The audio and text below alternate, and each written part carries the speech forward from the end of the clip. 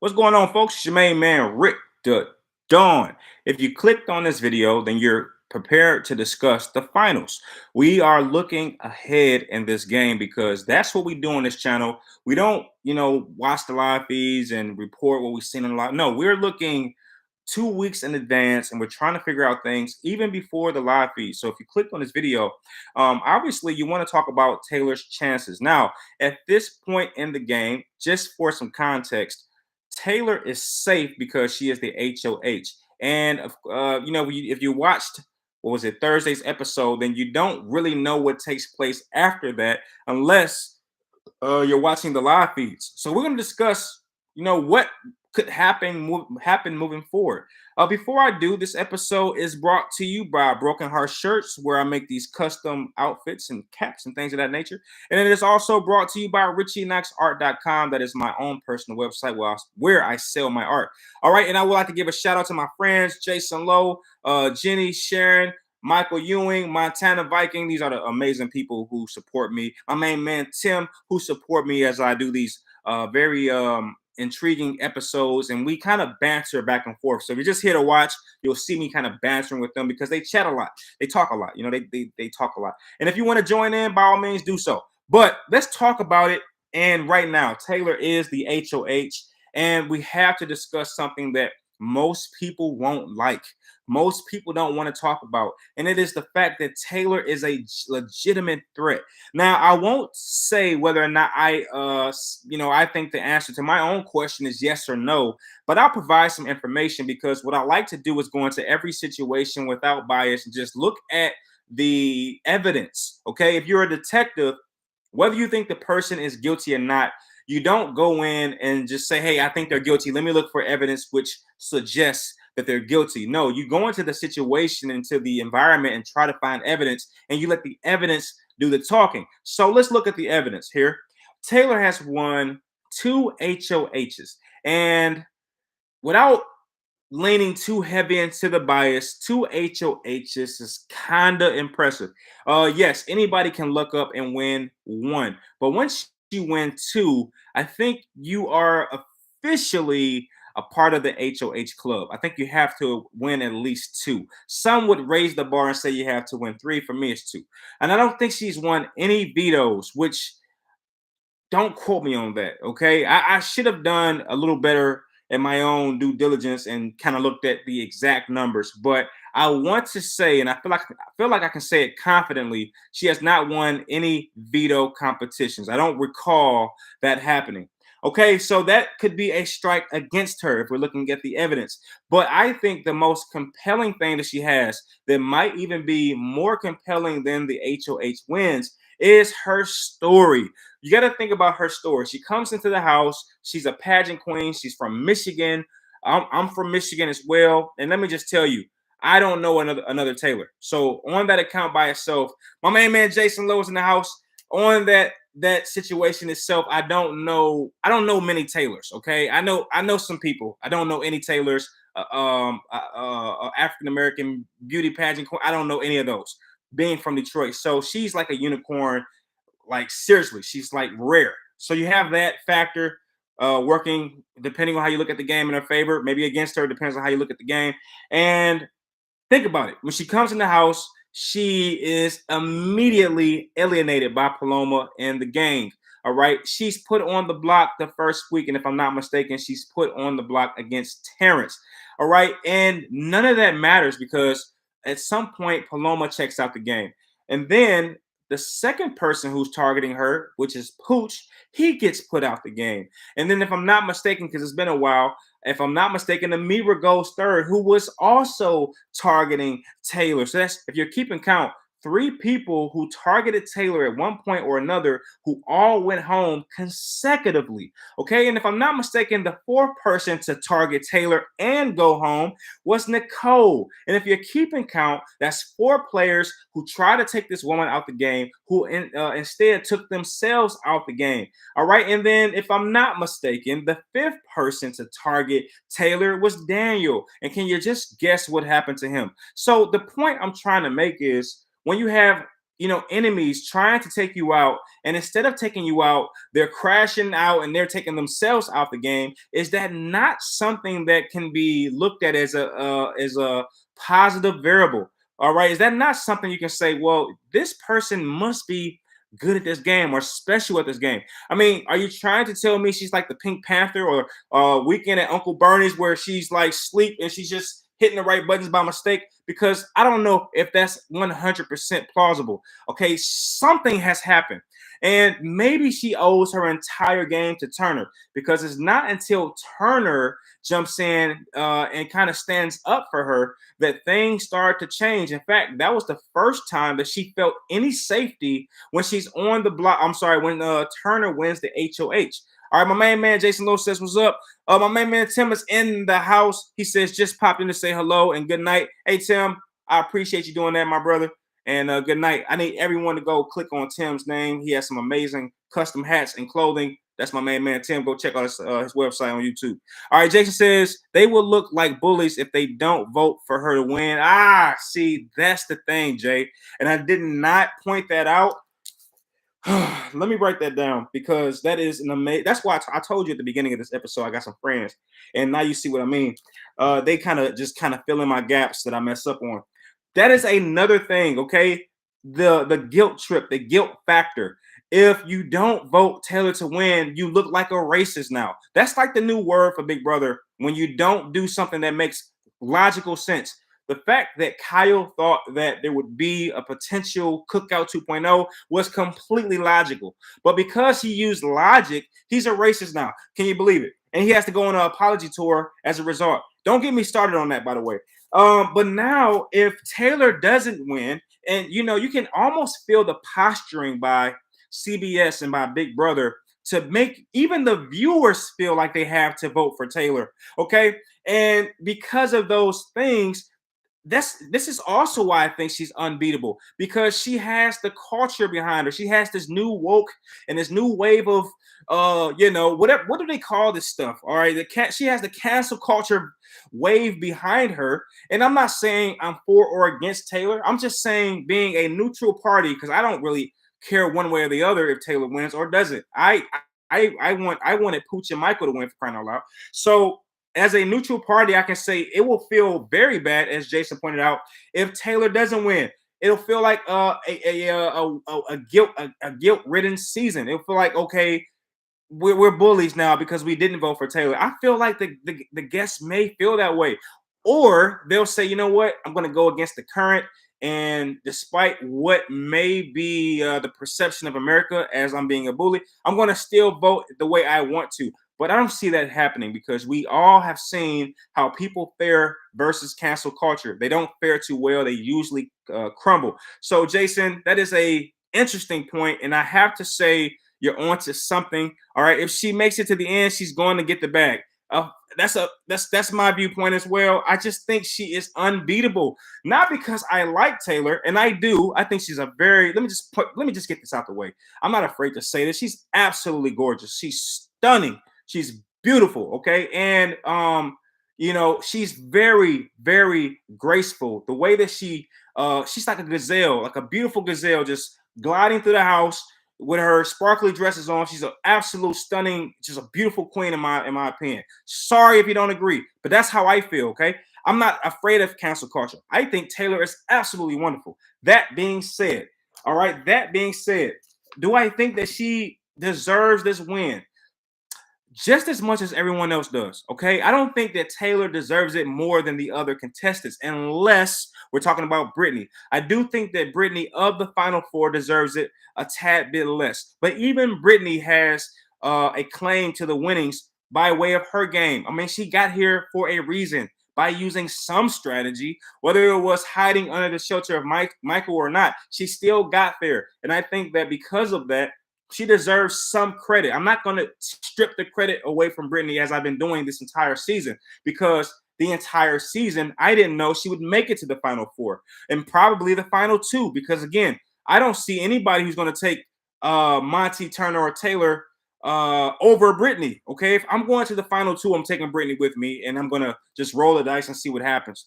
All right, Jason says She is very grateful and well spoken, good manners, but I don't think she is attractive. Jason, listen.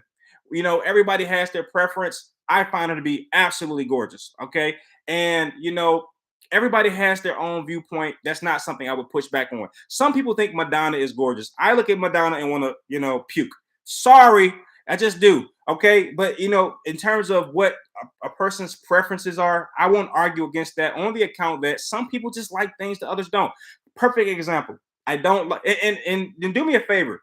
When I name something that you don't like, give me a like. Jason Lowe is laughing. If I name something that, no, I'm sorry. If I name something I don't like that you do like, give me a like, okay? And this is going to prove my point to Jason Lowe. In terms of Taylor's attraction, I think she's absolutely stunning. I do, and I think a lot of women in the house. And I'm a guy. I'm very easy to please. I even think Brittany's attractive. Okay, I'm that guy.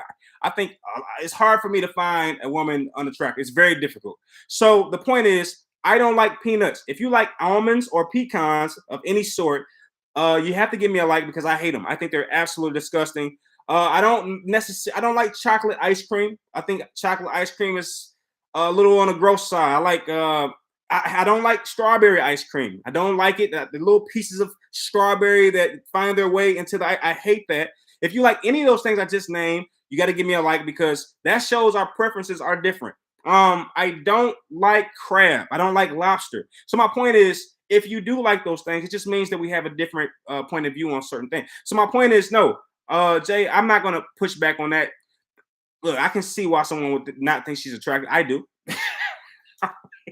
All right. So, but going back to the point though is let's look at the people who have to contend against Taylor J. Listen, Jason, she's won 2 HOHs. She has a great backstory, or I should say a story arc. And Jay, if you don't know, as you pointed out, she has a guilt factor. That's like her superpower. And that's how I'm looking at these players as I put them side by side. They have these superpowers, and it's like, who's going to have the better powers to win over the jury? And that's another thing, Jay. You also have to consider who's in the jury because the jury who decides. It's not me, it's not you, it's the jury. And if you look at the actual contestants in the jury, that is who we must run these stories past. Is Jasmine going to buy the fact that Taylor is this underdog? I don't think so. Jasmine may be a little on the jealous side that she made it there. Is Kyle going to feel the same sympathy that I might feel for Taylor? Maybe not, because he'll probably be influenced by Alyssa, and we can pretty much bet our marbles on the fact that Indy won't vote for Taylor. So, I mean, it's not a guarantee, is it? Right? Because if you look at those 4 individuals, that's 4 votes that are very questionable. And one that I would say is indefinitely a no, that being Indy's vote. All right, here we go. Turner. Turner has won, according to you, Jason, you said 3 or 4 competition. How many? What has Turner won? I know he won at least 2 HOHs, and I can't tell you how many vetoes. I wish I would have done some digging on that, and I did not. But I'm going to go with the fact that Turner has won more competitions overall. 3 HOHs. Okay, thank you, Jay. And do you know, Jay, how many vetoes he won? In fact, I got 6 people watching. Is there anybody who knows how many vetoes Turner won? I don't know off the top of my head, but I'm going to go with 3 HOHs because I feel like that sounds accurate. But in terms of vetoes, if you told me to guess, I would say 2. But even that being said, it sounds like at the very least he's won at least 2 more competitions. I can't think of any vetoes, me either. So he's either won 1 to 3 competitions more than Taylor. So is that enough to beat these superpowers she has? 2 HOHs, a great story, and the guilt factor. Who wins Taylor or Turner? Who wins that? And I think that personally, Turner has the greatest chances of beating Taylor. Okay, because if we look at the jury, Kyle is going to vote Turner 100%. Alyssa is going to vote Turner. Indy is going to vote Turner. Michael may vote. Oh, that's a good one. Mike, who is Michael going to vote for? Let's give that to Taylor. Michael will vote Taylor. Brittany would vote Taylor. Monty would vote Taylor. Terrence would vote Taylor. because he's gonna, he's gonna probably rely. Because remember when he was about to get out the house, he started to try to play the race card, so he may revert back to that. So right now that's 3-4. And who am I still in the house? Or so Brittany, Monty, Brittany and Monty would be out if Taylor and Turner made it. Who am I missing? It's somebody else, right? I feel like it's someone. Oh, did I say Jasmine? I don't think I said Jasmine, but if Jasmine were to be there, she might actually vote for. No, she would vote for Taylor because I think Jasmine would want to see a woman win. All right, so I'm saying 5-3 towards Taylor winning in that scenario. Let me know if I'm wrong about that. Then what if Taylor and Monty made it to the final two? I think Taylor wipes Monty out, but I know I'm in the minority on that. I feel like a lot of people value Monty more than Taylor, but again, I'm looking at the jury. So Michael would vote Taylor because I think Michael would have some resentment towards Monty for not standing up for him upon being voted out. I think Brittany would vote for Taylor. I think Indy would vote for Monty. Oh yeah, it was Joseph. Joseph was the last person. I think Joseph, without question, votes for Taylor because it was Turner who turned against Joseph that got Joseph evicted. So I think Taylor could beat Turner, Jay. I think Taylor could beat Turner on the account that she would have at least 4 to 5 votes. But anyway, going back to Monty, I think Michael votes Taylor. I think Brittany votes Taylor. I think Joseph votes Taylor. I think Indy votes Monty. I think Turner votes Monty. I think Kyle would vote Monty. They had that little conversation at the end. I think Alyssa in that situation will vote Taylor. I think Brittany will vote Taylor. I think who am I missing? I'm always missing somebody. But anyway, I still got 5-3 in favor of Taylor. And then let's look at Brittany. Brittany versus Taylor. First off, that'd be an amazing accomplishment to have 2 women in the final 2. I acknowledge that. I would see that as an accomplishment. Let's go through the numbers though. Turner would vote. I would say Turner would vote Taylor. That's my opinion because I think that Brittany has been targeting him so long that I think he would probably vote in favor of Taylor. So I would say that Turner would vote Taylor. I think Michael between those two would vote Brittany. I think Joseph would vote Taylor. I think Kyle would vote Brittany. I think Alyssa would vote. Alyssa will vote Brittany, I think. Yeah, I will say Alyssa will vote Brittany. I think Monty will vote Taylor. I think Terrence will vote Taylor. I think Indy will vote Brittany. It's 4-4. Who am I missing? I keep missing one person, dude. But anyway,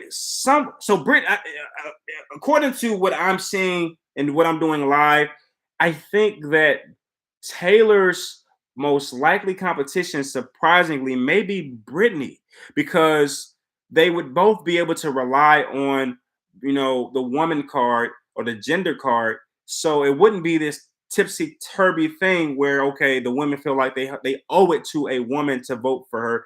So because it would be 2 women in the finals, there may be a potential that Brittany and Taylor might actually have a strong duking out. But I know I missed somebody. I got 4-4. If somebody remembers who I missed, help me out with that because I can't remember who it is off the top of my. It was Michael, right? No, I said Michael. I said Michael already. But anyway, I'm back over here. My main man Jason Lowe says I can't see anyone beating her in final 2. Kyle has no choice. Yeah, you think so? Yeah, you're 100% right. And then Jason also says nothing beats the guilt factor, in my opinion. You know what? You might be right about that, Jay. You might be right, especially if Taylor is in the final 2 with a guy. I don't see anybody. I don't see a man winning against Taylor at all. I think the closest person who can challenge Taylor is Brittany. That's just my opinion. Jason Lowe says, I think Monty has the best chance against Taylor. I respect your opinion because I've been wrong a lot this season, so I will not push back against that.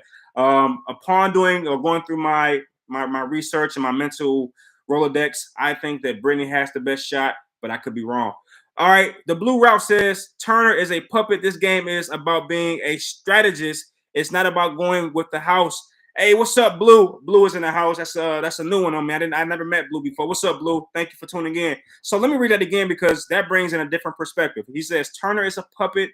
That this game is about being a strategist and not going along with the house.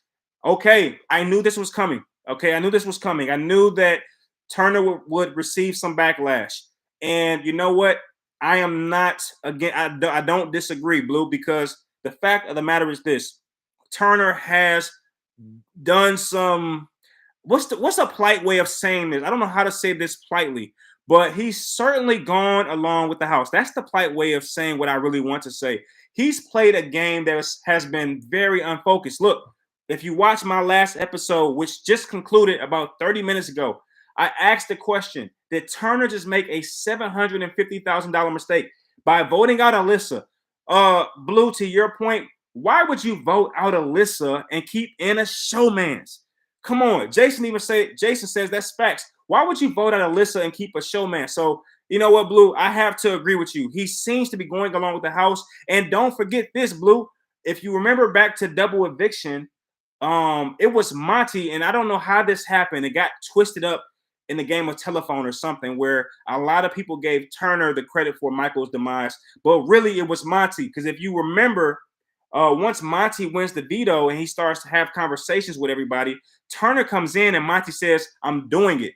In fact, Monty tells Alyssa, "You're safe," before he even talks to Turner. So, and when Turner goes into the room and Monty tells him that, Turner is shooken because he didn't even think that was a possibility. Because just before the double eviction happened, Monty, Turner, and Michael made a final three. But it was Monty who went against the final three, and Turner, if it were not for Monty, would have went right along with this ridiculous strategy to keep Michael safe. Like, come on, like you don't keep Michael safe past double eviction, because after that you have no other chances really to get a super threat like that out the game. In fact, he almost won the veto on double eviction. All right, he almost won that as well. So no, you don't keep that kind of guy safe. And Turner was prepared to do that until Monty jumped in and stopped him. So Blue, to your point, Turner is playing a game that I don't think is that intelligent. Okay, I said that. I said that I like Turner as a person. I like his moral compass. I like the fact that he stood up for people when they were getting bullied. All that stuff is really cool, right? And I think Jason Lowe was going to say, yeah, he did that, but that's the guilt factor. But I liked it in the moment. Now I can see it from a broader scope, and I can see that, yeah, I'm not going to speak on that. The point is, upon reflection, I can agree with you, Blue, that Turner seems to go with the flow. I think he does that not only in the house, but outside the house as well. He seems to be like a hippie type of character and kind of go with the flow kind of guy. So, I think some of that may have matriculated into the house where he just kind of goes with whatever's going on. Like, why would you take Michael past double eviction? When I saw that, Blue, when I saw that from Turner, I immediately said, this guy is not the strategic mastermind that people want to think he is. He just can't be. And by voting out Alyssa,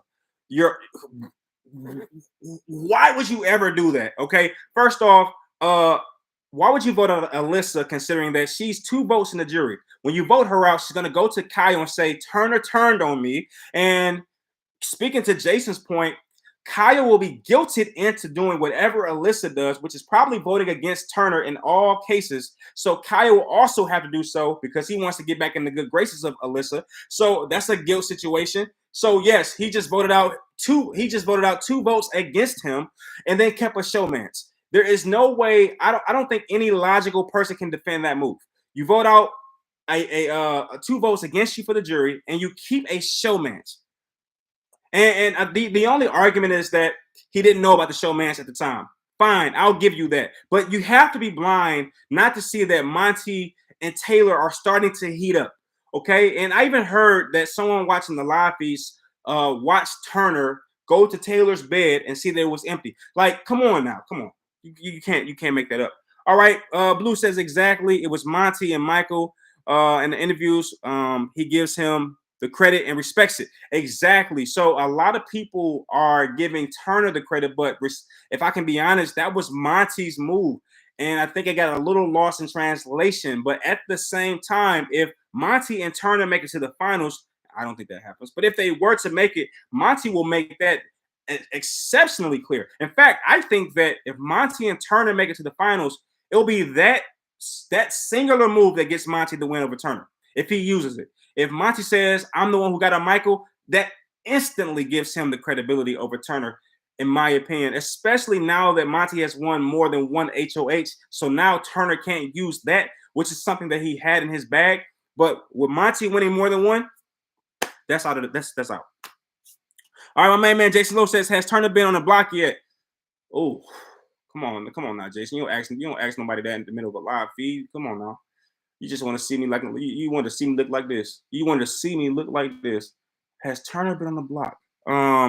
For sure, guilt factor, bro. For sure. Has Turner been on the block? Oh, if he hasn't, that'd be very impressive. I will say that, Jay, because if he hasn't been on the block, that says a lot. Yeah, I don't know. That's a good freaking question, dude. I don't think so. I'll put it like this. I don't know. I'll say that first. I don't know, but I will also say I don't recall seeing him on the block. What's up, Teresa? Teresa says no, he hasn't. So there you have it. There you have it, Jay. Teresa comes and saves the day because I didn't do my due diligence and research this type of stuff. But thank you, Teresa. I appreciate that. No, so I get okay, all right, fine. Turner has that in his bag. He can say he's never been on the block. And I think that says a lot, man. That says so much about Turner's gameplay. He was effectively quiet. He was effectively invisible. Like, you can't say that Turner was a floater by any stretch of the imagination. He was so, and and this is the crazy part, okay? And I think if you compare Turner's game next to Michael, Turner shows Michael how to do it. It's like Turner was just as impactful as Michael, not more, but just as strong as Michael, but he never was such a threat that he was put on the block. That is incredible, okay? I have to say, thank you, Teresa, first off, but I have to say that certainly makes me rethink a little bit, just a small bit, about Turner's gameplay. The fact that he was just as big as Michael, he was a giant in the game. He played the game. He was strategic in the game. He stood up for Taylor. He did a lot of crazy things, but at the same time, he never was on the block. That's impressive, and I gotta point that out. Oh yeah, Terrence. Hold up, Terrence. Out of him, I just remembered. Yeah, Terrence put him up. Wait, so Terrence put Wait. Oh yeah, you're right. Oh yeah, BB Dire Fest. Oh my gosh, Terrence. Who can? Oh man. You know what, Teresa? I don't blame you for not remembering that because Terrence had a literal glimmer of gameplay in this game, and and he wasn't even supposed to be the HOH because in a traditional competition, you're not supposed to be the HOH when you come in second. So Teresa, forgiven on the account that you had to remember Terrence's week. And if you forgot that, so has a lot of people. But yes, I remember that. Terrence puts him and Joseph on the block. And then he does the most weird thing on the planet. And he takes Turner down and puts Caillou up, getting unnecessary blood on the chin. This was the weirdest gameplay move because he takes down Turner. He puts Caillou up and he doesn't vote Caillou out. It's like, dude, you could have just kept Turner on the block and just voted out Joseph like you intended to. Look, Terrence is. I got nothing else to say about that.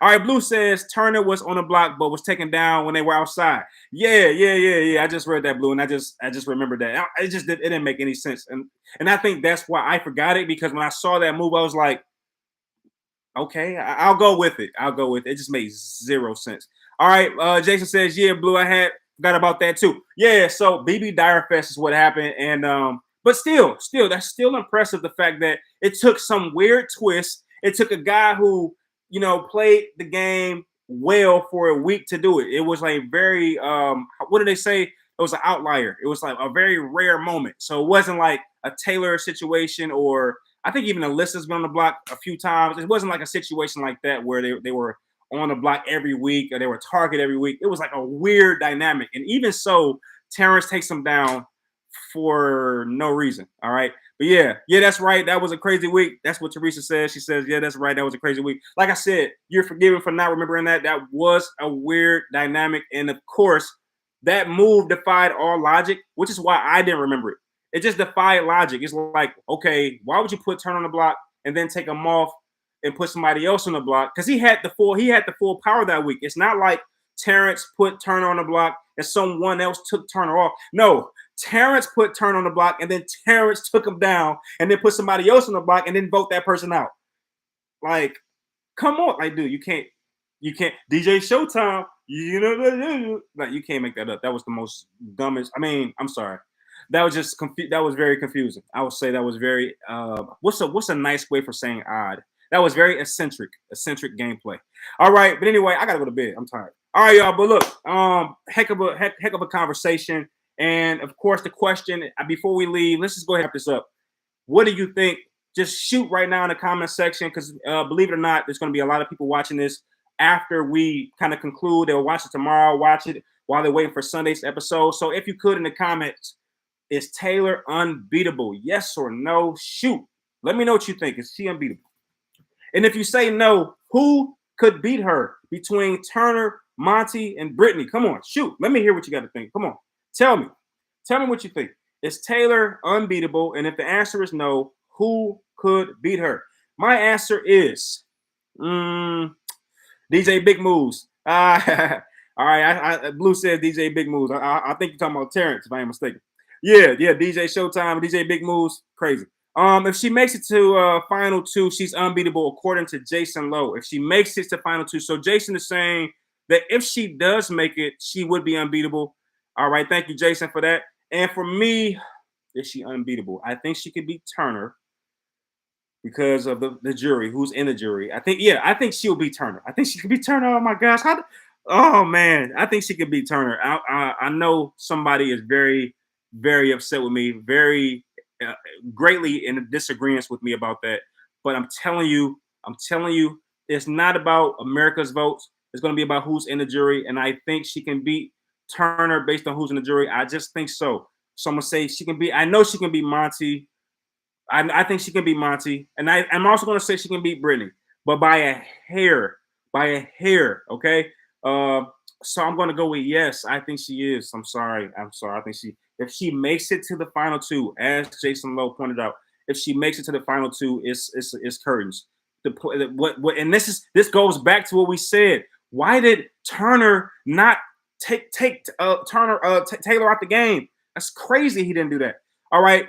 Teresa says she's unbeatable. No one's been no one has a chance sitting beside her. So Teresa says she is unbeatable. No one has a chance sitting beside her. That's three people: me, Jason Lowe, and Teresa, who kind of see that she is unbeatable right now. And by the way, Jason, thank you for reminding me. He says, "Who wins America's favorite house guest?" I hope that's what you mean, right? America's favorite house guest. Who wins that? you really want to know? All right, thank you, Jason, for clarifying. Jason is asking who wins America's favorite house guest. You want to go first, or should I go? You really? This is really a question? Oh wait, okay. Wait, let me slow down. I'll tell you who comes in second, because this is watch what I say. Julie's gonna say it was a tight competition between. Watch this. Write it down. Take a picture if you want to. I'm gonna tell you. This is exactly what she's gonna say. Julie, watch. She's gonna say it was a tight competition and it came down between three people. Guess who those three people will be? I guarantee you. It'll be Michael, Turner, Taylor. No question about it. And you know who's going to win it? In 3, 2, 1, Taylor. That's right. Bye.